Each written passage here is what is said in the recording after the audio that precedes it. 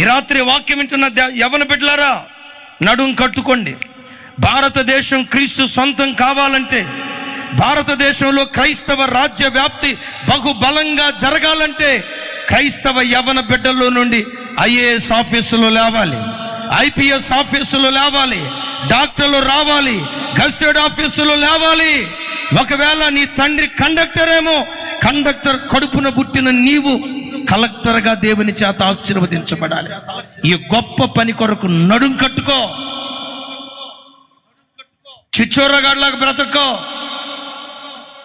పోకిరోడ్లాగా బ్రతకో, వేదవేషాలు వేయకో, పనికిమాలిన కార్యక్రమాలు చేయకో. రాబోయే దినాలు గడ్డు దినాలు. ఇలాంటి గడ్డు దినాలలో క్రైస్తవి గడ్డ మీద నిలవబడాలన్నా, రాజ్యం క్రీస్తు సొంతం కావాలన్నా క్రైస్తవ కుటుంబాలలో నుండి రక్షకులు బయలుదేరాలి, రక్షకులు బయలుదేరాలి. యవ్వన బిడ్డలారా, కష్టపడి చదువుకోండి, కష్టపడి చదువుకోండి. పుస్తకాల పురుగైపోండి, వెకిలి చేష్టలు చేయొద్దు. నీ తల్లి నర్సా, అదే హాస్పిటల్కి నువ్వు డాక్టర్గా అడుగు పెట్టాలి. నీ తండ్రి లేబర్ పని చేశాడా, అదే ప్రాంతంలో గస్టెడ్ ఆఫీసర్గా నువ్వు ఊరేగాలి.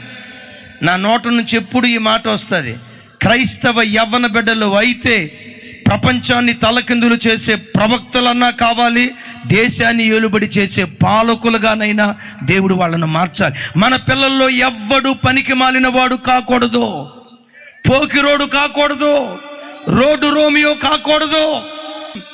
యవ్వన బిడ్డలారా, ఒక్కసారి నా వైపు చూడండి, నా గుండెల్లో వేదన చూడండి. నడుం కట్టుకోండి. క్రైస్తవ కుటుంబాలు భారతదేశంలో ఐశ్వర్యవంతులు కావాలి.